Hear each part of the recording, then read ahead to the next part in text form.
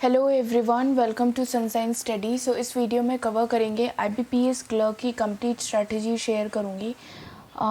काफ़ी सारे डाउट आते हैं, कौन सेक्शन क्लियर नहीं हो रहा है, इसमें आपके बेसिक्स क्लियर नहीं है, तो क्या स्ट्रैटेजी फॉलो करनी चाहिए कि जिससे आपके मैक्सिमम मार्क आप स्कोर कर पाओ।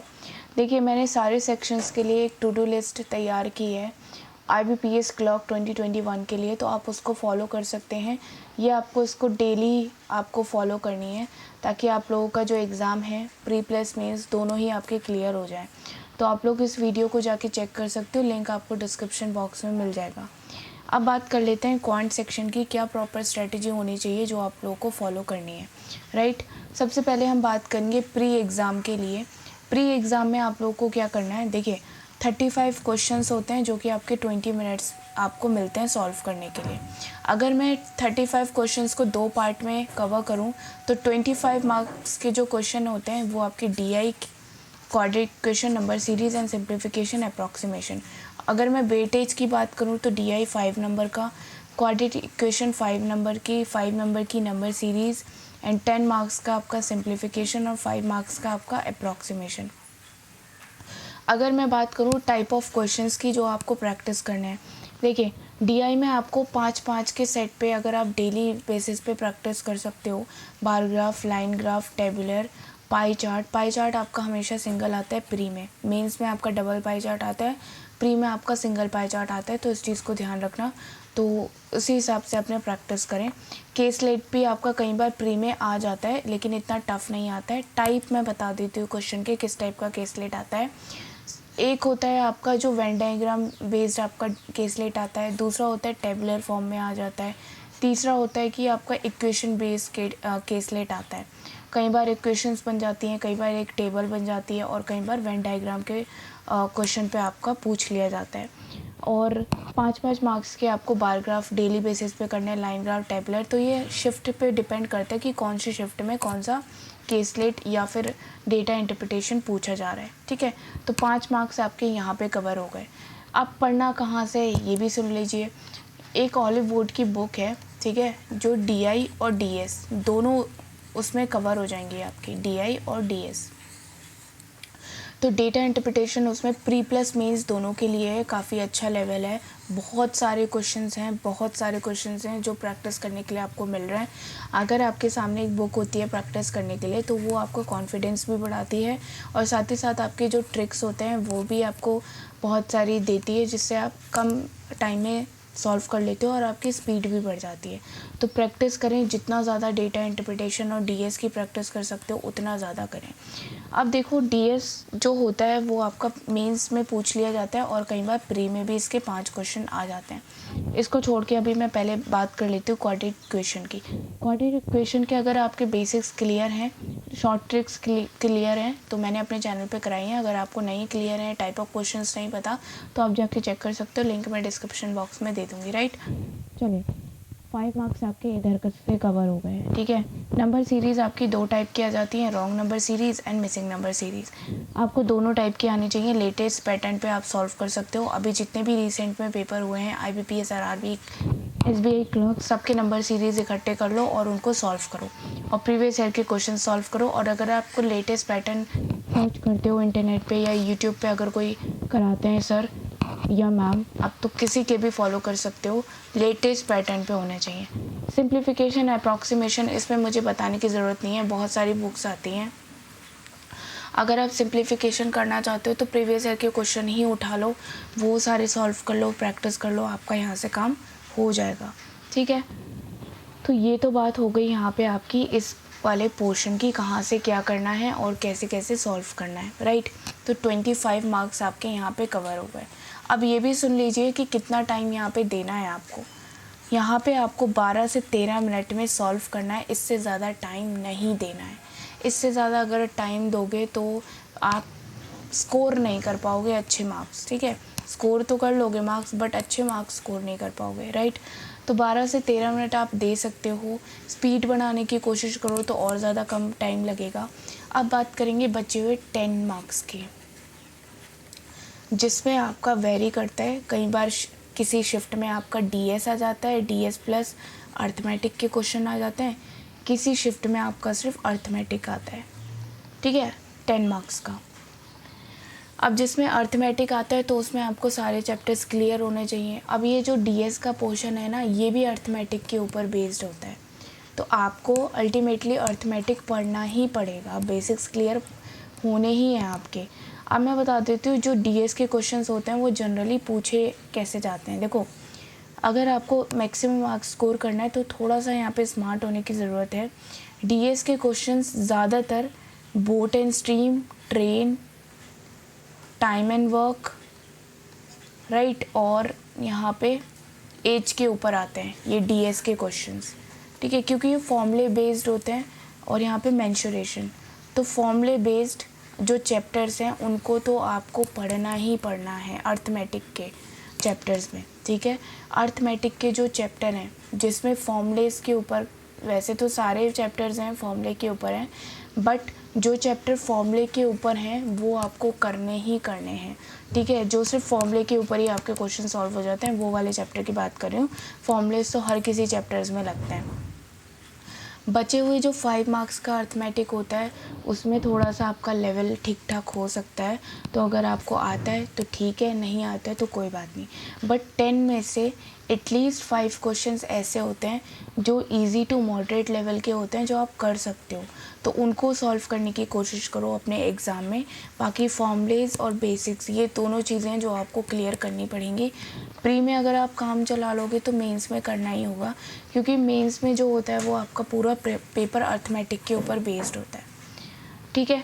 ये रही आपकी पूरी प्री की स्ट्रैटेजी, कहाँ से पढ़ना है, कौन सी बुक आपके लिए सही रहेगी, कितने मार्क्स के क्या क्वेश्चंस आते हैं, कितना किस में टाइम देना है, राइट। अब बात करेंगे मेंस के सेक्शन की। तो देखिए, मेंस के सेक्शन में आपको 45 मिनट्स मिलते हैं जिसमें कि 50 क्वेश्चंस पूछे जाते हैं, राइट। 50 में से आपके कितने नंबर का क्या आता है मैं ये भी बता रही हूँ।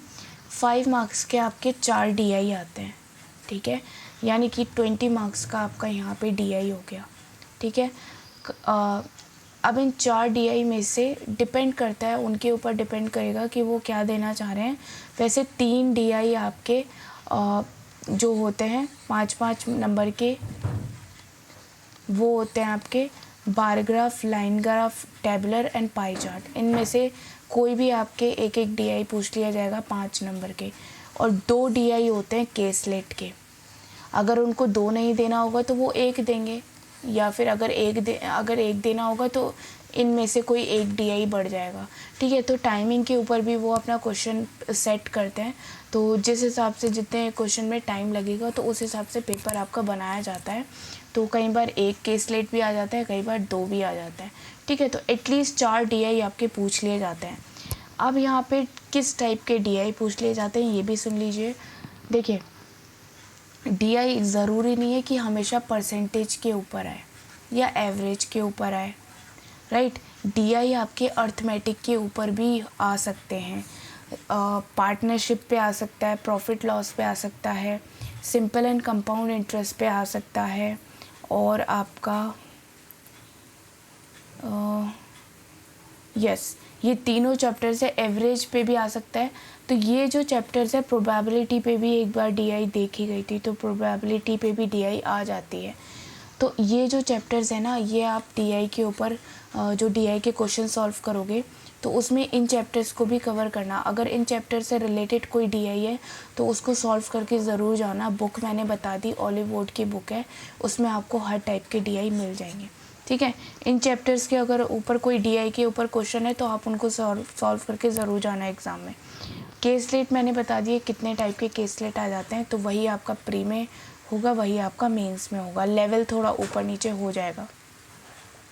अब मेंस में क्या नहीं पूछा जाता, वो आपका नंबर सीरीज़ है और वो आपका सिंप्लीफिकेशन है।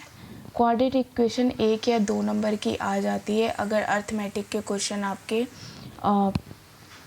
कम हो रहे हैं। 13-14 अगर अर्थमेटिक के क्वेश्चन आ रहे हैं तो कई बार एक आध 2 क्वेश्चन क्वाड्रेटिक इक्वेशन का भी डाल दिया जाता है। अप्रॉक्सीमेशन यहाँ पे आपका 5 नंबर का पूछ लिया जाता है, तो ये हो गए आपके कितने मार्क्स, 20 ये हो गए, 25 ये हो गए, 25 नंबर और आप 3-4 क्वेश्चन मिसलिनियस मान सकते हो। तो ये आपका यहाँ से पूरे 30 नंबर हो गए। अब बचे बाकी 20 मार्क्स, ठीक है। 20 मार्क्स का जो बचा हुआ पेपर है उसमें क्या पूछ लिया जाता है, देखो 20 मार्क्स के पेपर में आपका डीएस का पोर्शन आता है और अर्थमेटिक का पोर्शन आता है। डीएस के जो क्वेश्चन है वो आपके 6 से 7 क्वेश्चन पूछ लिए जाते हैं और कई बार 5 क्वेश्चन भी आ जाते हैं। बाकी जो पार्ट बचता है 13 या 14-15 क्वेश्चन वो आपके अर्थमेटिक के ऊपर बेस्ड आते हैं। तो कहानी कहाँ पे शुरू हो रही है, डीआई और डीएस पे, राइट। तो इम्पॉर्टेंट क्या है, डीआई और डीएस। सिलेक्शन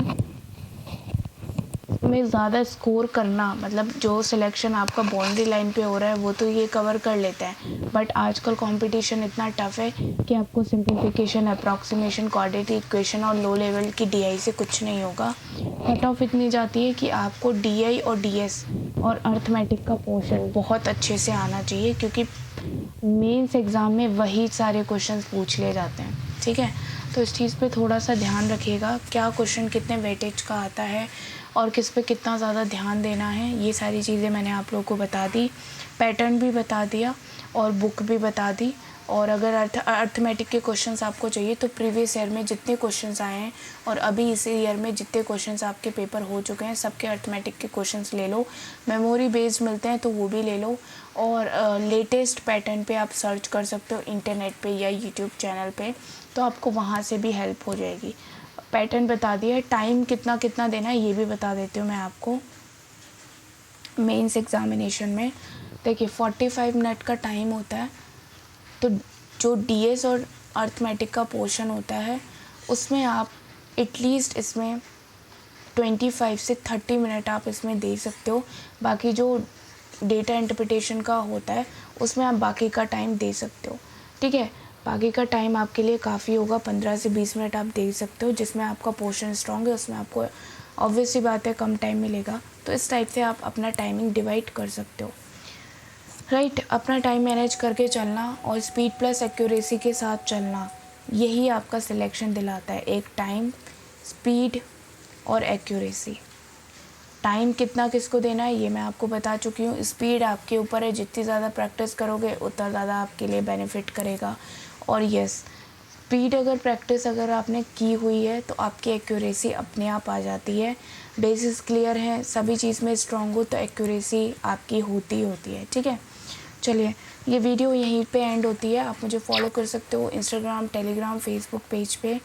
मेरी टेलीग्राम आईडी ये रहेगी, इसको ज्वाइन ज़रूर कर लीजिए, क्योंकि इस पर प्रीवियस ईयर के पेपर मैं शेयर करती हूँ। करंट अफेयर के कुछ क्वेश्चंस होते हैं जो मुझे लगता है कि वो क्वेश्चन आएगा ही आएगा एग्ज़ाम में, वो सारे भी शेयर कर देती हूँ।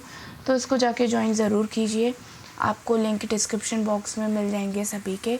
और चैनल को सब्सक्राइब कीजिए, लाइक कीजिए, शेयर कीजिए इस वीडियो को ज़्यादा से ज़्यादा अपने फ्रेंड्स एंड फैमिली के साथ जो भी प्रिपेयर कर रहे हैं IBPS क्लर्क के लिए। Thanks for watching and subscribe करते टाइम नोटिफिकेशन बेल को ज़रूर प्रेस कर देना, ताकि कोई भी नोटिफिकेशन आप लोगों से मिस ना हो। Thanks for watching.